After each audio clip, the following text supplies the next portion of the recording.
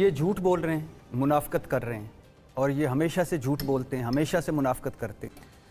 یہ جو ابھی معاملہ ہے کیونکہ چینی مافیا حکومتوں میں اس لیے نہیں, چینی مافیا ایوانوں کے اندر ہے. میں یہ سمجھتا ہوں کہ اس وقت عمران خان صاحب کو کچھ لوگوں نے انفلوئنس کیا اور انہوں نے یہ فیصلہ کیا. اس وقت میں جو احسن اقبال صاحب والی بات ہے, میں پنجاب میں ہوم منسٹر تھا فور اے بریف. بسم اللہ الرحمن الرحیم. السلام علیکم ناظرین اکرام, میں ہوں عبدالباسط سواتی اور آپ دیکھ رہے ہیں میرا ڈیجیٹل چینل.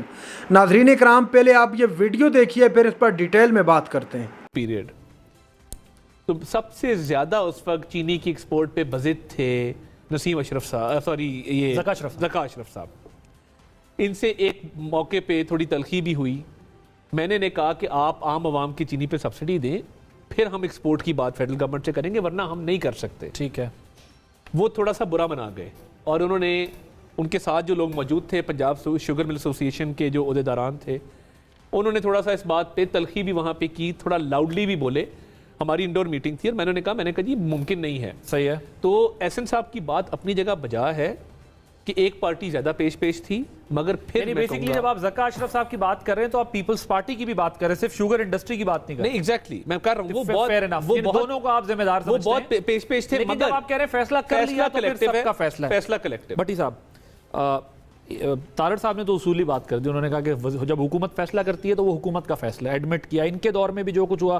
میں ابھی بیرسٹر صاحب کے پاس بھی جاتا ہوں, لیکن مجھے یہ بتائیں, یہ بلیم گیم سے کام چل جائے گا؟ کیونکہ جو 220 روپے کی چینی کوئٹہ میں خرید رہا ہوگا, جو 200 کی یہاں خرید رہا ہوگا, وہ یہ ہماری کہانی بائی کرے گا, تم نے کیا سلیم اللہ کلیم اللہ اس طرح کی پاسز کو.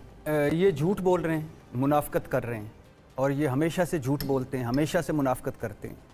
یہ آپ کو ذہن میں رہنا چاہیے, ذہن میں رکھنا چاہیے. یہ مافیاز کا ملک ہے, یہ طاقتوروں کا ملک ہے, یہ پیسے والوں کا ملک ہے, یہ طبقہ اشرافیہ کا ملک ہے. آج طارڑ صاحب کہہ رہے ہیں نا کہ توڑیں شوگر ملوں کے دروازے. ٹھیک بات کہہ رہے ہیں. اور کب 15 مہینوں میں جب آپ نے EVM ختم کی, نیب ختم کیا, اپنی سلیٹیں صاف کی, اپنے بھائی کی نااہلی ختم کی, بڑے بھائی کی, چھوٹے بھائی نے, جس دن فردے جو TT سے نکلے, جعلی اکاؤنٹس منی لانڈرنگ سے نکلے, کرپشن مقدموں سے نکلے, کتنے شوگر ملوں کے دروازے توڑے آپ نے. اور جس دن دروازہ ٹوٹا نا شوگر ملوں کا, یہ نہیں توڑیں گے. یہ جس نہج پہ ملک چلا گیا, جس نہج پہ غریب چلا گیا, مڈل کلاس چلا گیا, سفید پوش چلا گیا ہے, غریب چلا گیا, اللہ نہ کرے ایسا وقت ہے, میں اس حق میں نہیں ہوں, لیکن جب غریب توڑے گا نا دروازے, طارڑ صاحب پریس کانفرنس کریں گے کہ دروازے کیوں ٹوٹیں گے بھائی. شریفوں کی ہیں شوگر ملیں, آصف زرداری اینڈ کمپنی کی ہیں شوگر ملیں, عمران خان کے جو پرانے ساتھی تھے جو چھوڑ گئے ان کی ہیں شوگر ملیں. آپ نے کبھی وہ شوگر کمیشن رپورٹ پڑھی جس کی جرت یا جس کی غلطی عمران خان کر بیٹھے تھے؟ 362 صفحات کی وہ جو شوگر کمیشن رپورٹ تھی, جس کے واجد ضیاء سربراہ تھے, اور جس میں بتایا گیا تھا کہ FBR نے بھی ذمہ داری پوری نہیں کی, SCCP نے بھی ذمہ داری پوری نہیں کی, اسٹیٹ بینک نے بھی ذمہ داری پوری نہیں کی, ECC نے بھی ذمہ داری پوری نہیں کی, وفاقی کابینہ نے بھی ذمہ داری پوری نہیں کی, اور جس میں بتایا گیا تھا کہ اسد عمر سے لے کر عثمان بزدار تک, خسرو بختیار سے لے کر ہاشم جماں بخت تک سارے ملوث ہیں, اور جس میں بتایا گیا تھا کہ یہ اس میں پرائم منسٹر خود بھی ہوتے ہیں, کیونکہ اگر وہ کیبنٹ کو ایڈ کرتے ہیں تو پرائم منسٹر عمران خان صاحب بھی ذمہ دار ہیں. موجود تھے وفاقی کابینہ حصہ ہوتی ہے وزیر اعظم سمیت. اچھا, پھر اس کے بعد کیا ہوا؟ اس کے بعد ہوا یہ کہ عمران خان نے وزارتوں میں تبدیلی کی. اس کے بعد ہوا کہ جہانگیر ترین کو زراعت کی, وہ جہانگیر ترین جو کل ان کی نظر میں کرپٹ تھا, ڈاکو تھا, چور تھا, آج استحکام پاکستان کا ہیڈ ہے اور ان کا یہ سیٹ ایڈجسٹمنٹ کر رہے ہیں. اچھا, جہانگیر ترین کو زراعت کی ٹاسک فورس سے ہٹایا گیا, جس کے بعد جہانگیر ترین گروپ وجود میں آیا, اور جس کے بعد ہماری عدالتوں نے, ہمارے نظام انصاف نے, بڑے بڑے وکیلوں نے عدالتوں میں پہنچے, اور جب شوگر کمیشن یا شوگر کمیٹیاں جانے لگیں گوداموں کی طرف تو سٹے مل گئے. اس ملک میں بتائیں مجھے, آپ نے وہ ایک فقرہ بولا دبئی اور لندن میں بیٹھے ہیں, آبائی وطن ہے بھائی, وہاں نہیں جائیں گے تو کہاں جائیں گے؟ اوکے, اب دو جملے, اب وہاں نہیں جائیں گے تو کہاں جائیں گے؟ جب آپ نے اپنا سارا کام سیدھا کر لیا, اس کے بعد آپ نے کہاں جانا ہے؟ اپنے آبائی وطن میں. قائدین اس وقت جس حال میں یہ ملک ہے, اور جس ملک نے ان کو نام مقام دیا ہے, جس لوگوں نے ان کو ووٹ دے کر منتخب کیا, اس وقت ان کے ساتھ کھڑا ہونا چاہیے. اور آنے والے نا سر, اور سنیے, شرم بھی نہیں آتی, پتہ نہیں ہم ساروں کو بحیثیت قوم کب شرم آئے گی. جے شنکر نے کیا کہا ہے کہ دیوالیہ ہوتی کمپنی کے بارے میں کون بات کرے گا؟ ورلڈ بینک کیا کہہ رہی ہے؟ افغانستان کی معیشت پاکستان سے بہتر، افغانستان کی کرنسی پاکستان سے بہتر، افغانستان میں مہنگائی 10% کم ہوئی ہے، اور یہ نواز شریف صاحب کی تجربہ کار ٹیم، یہ شہباز گورننس، یہ اسحاق ڈار ہمیں مروا گئے، پھنسوا گئے، سوا ستیہ ناس کر گئے اور ہم چلے گئے۔ ناظرین کرام، آپ نے ویڈیو دیکھی، میں تھوڑی روشنی ڈال لیتا ہوں کہ آج کیا کچھ ہوتا رہا پورا دن، کیا ڈیولپمنٹس ہیں آج کے دن کی۔ ایک تو سب سے بڑی ڈیولپمنٹ ہے وہ یہ ہے کہ جو چودھری پرویز الہی صاحب کے کیس جس جج کے پاس تھا، امجد رفیق صاحب، لاہور ہائی کورٹ کے اندر جو ہوتے ہیں، ان کو اب ملتان بھیج دیا ہے، اور وہ کل سے ملتان کے اندر جو بینچز ہوں گے ان میں بیٹھیں گے اور وہ وہاں پر کیسز کو سنیں گے اور دیکھیں گے۔ دوسری جانب جو چودھری پرویز الہی صاحب کا معاملہ تھا، کل انہوں نے بڑا دبنگ قسم کا اعلان کیا کہ سیشن جج اٹک کو کہا کہ آپ ذاتی حیثیت میں خود جائیں اور وہاں پر جا کر آپ پرویز الہی صاحب کو لائیں اور لا کر میرے سامنے پیش کریں۔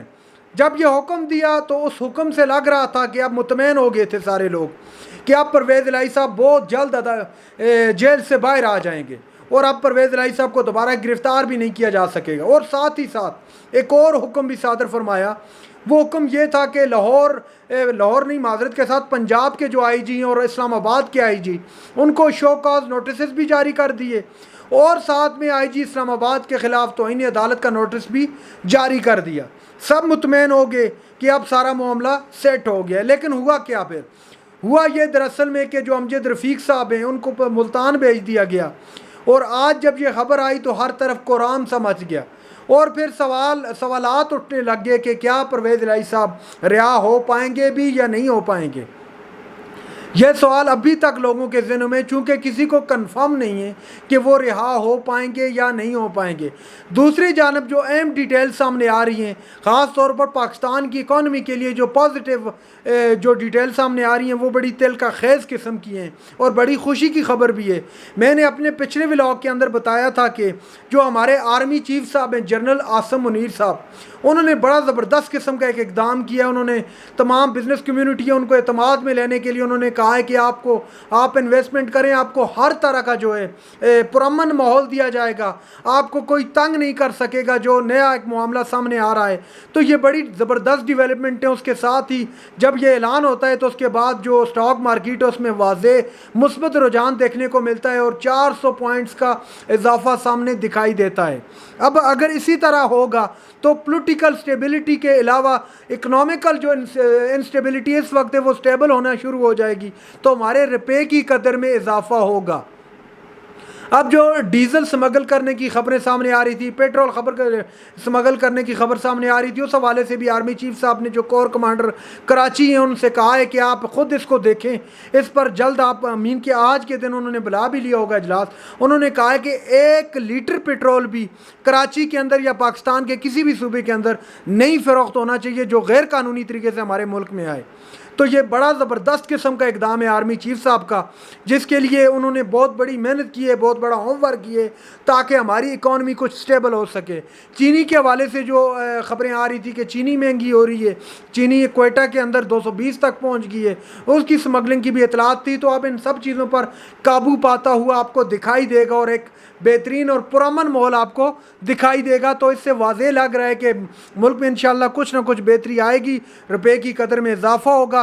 اب اگر اس کے ساتھ ساتھ الیکشن بھی اناؤنس ہو جاتے ہیں تو جو کاروباری حضرات ہیں یا جو فورن انویسٹر ہیں، FDI جن کو بولتے ہیں، فورن ڈائریکٹ انویسٹمنٹ جو کرتے ہیں، ان کے لیے بھی پھر اچھی خبر ہوگی، پھر ان کے لیے اعتماد میں بھی اضافہ ہوگا، تو وہ انویسٹمنٹ پھر آئے گی۔ پھر جو ہمارا کرنٹ ڈیفیسٹ جسے بولتے ہیں، اس میں اگر بڑی شاندار قسم کی کمی نہ آ سکی تو فرق ضرور پڑے گا، چونکہ جب اعتماد بحال ہوتا ہے بزنس کمیونٹی کا، انویسٹرز کا، تو پھر کافی بہتری کی طرف ملک جاتا ہوا دکھائی دیتا ہے۔ ناظرین اکرام، یہ تھی آج کی ہماری ویڈیو۔ چینل پر جو نئے چینل کو سبسکرائب کر لیں۔ اگلی ویڈیو تک کے لیے اللہ حافظ۔